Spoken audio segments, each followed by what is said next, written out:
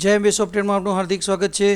જ્યારે કોઈ વિદ્યાર્થી અપંગ હોય તો શું કરવું તમે અહીંયા જોઈ શકો છો રિઝલ્ટમાં। તો રિઝલ્ટના બાજુના પત્રકમાં તમે અહીંયા સ્લીપમાં તમે જોઈ શકો છો આ એક વિદ્યાર્થી છે ચોથા નંબરનો દીપ અશોકભાઈ, જેને 24, 27, 25, 26, 27 માર્ક્સ છે, પરંતુ એ અપંગ છે। અપંગ હોય એ 20 ગુણે પાસ થાય, પણ કોમ્પ્યુટરને શું ખબર પડી તે અપંગ છે, તો તેના માટે કોમ્પ્યુટરને એકવાર સમજવા પડે। તો સમજાવવાથી શું થશે આપણે જોઈશું। અહીંયા 24, 27 તમે જોઈ શકો છો સામે નપાસ આવે છે। તો સૌથી પહેલાં હોમ નામના પત્રકમાં જાઓ। હોમ નામના પત્રકમાં આ સુવિધા આપવામાં આવી છે। કોમ્પ્યુટરને એક સમજ આપો। હોમ નામના પત્રકની અંદર સ્ટુડન્ટ પ્રોફાઇલની અંદર જ્યારે તમે જશો તો અહીંયા આ રીતે જાતિ જ્ઞાતિ આપેલી છે ચોથા નંબરના વિદ્યાર્થીની યાદીમાં। આગળ જાઓ તો અહીંયા બીમારીનો અપંગ આ વ્યક્તિ શું છે, તો અહીંયા તમે ઉપર સૂચના લખેલી જ છે કે શારીરિક અપંગ હોય તો 2 દબાવો અને બીમાર હોય તો 1 ખાનું 1 લખો, એવી સૂચના ઉપર આપેલી જ છે। ધીર ગંભીરતાથી આ સૂચના 6 નંબરની વાંચી લેવી। અને ટૂંકું ટચ કહું તો અહીંયા સામે અહીંયા ઓપ્શનમાં જ આવી જશે। બીમાર હશે તો 1 કોડ આપવો, લખાઈને જ આવે છે તમે જોઈ શકો છો।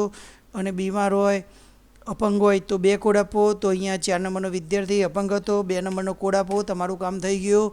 સેવ કરો। હવે અપંગનો નિયમ અનુસાર 20 ગુણે પાસ થશે। તો આ વિદ્યાર્થી જેને કુલ હજી 33 ગુણ નથી થયા, 24 છે, પણ હવે તેનું રિઝલ્ટ જુઓ, તે પાસ થઈ ગયો, પાસ નંબર 2।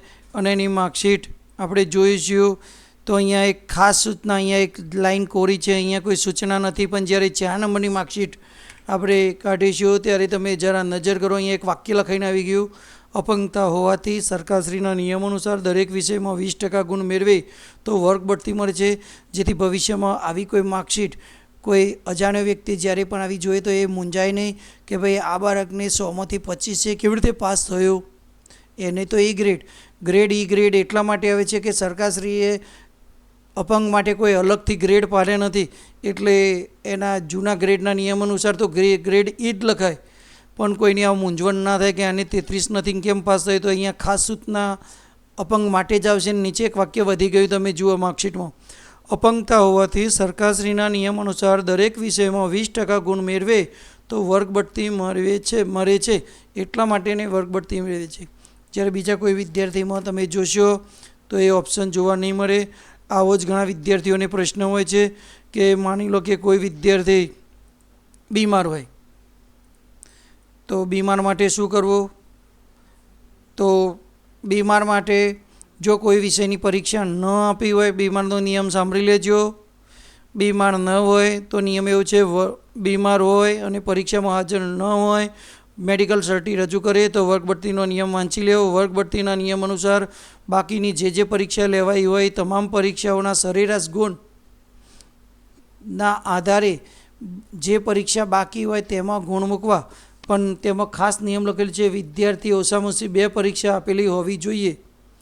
તો જે વિષયની પરીક્ષા નથી આપી તે સરેરાશ ગુણ મૂકવાના, પણ હવે એક નિયમ એ પણ લાગુ પડે, તેને સરેરાશ ગુણ તમે પરીક્ષા નથી આપીને મૂક્યા એટલે નિયમ એ લાગુ પડે, એને ગમે એટલા માર્ક્સ મૂકો તે નંબરને પાત્ર ન થાય। માની લો કે આ 3 નંબરનો વિદ્યાર્થી છે, અત્યારે આપણે એક નંબરવાળો એક વિદ્યાર્થી લઈશું, આ છેલ્લો નંબર, પહેલા નંબરે પાસ થાય છે, પણ એના સરેરાશ ગુણ મૂકવાથી એ પહેલા નંબરે થાય છે। હવે નંબર એને પાત્ર નથી થતું તો હોમ નામના પત્રકમાં 5 નંબરનો વિદ્યાર્થી બીમારીના કારણે એક વિષયની પરીક્ષા નહોતી આપી, સરેરાશ મૂક્યા તો સરેરાશ ગુણના કારણે તેનું ટોટલ હાઈએસ્ટ થઈ ગયું, પણ એ નંબરને પાત્રતા નથી ધરાવતો।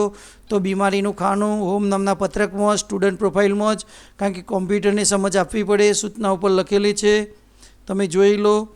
તો હવે આપણે ફાઇલ સેવ કરી દો, ફાઇલ બંધ કરી દો।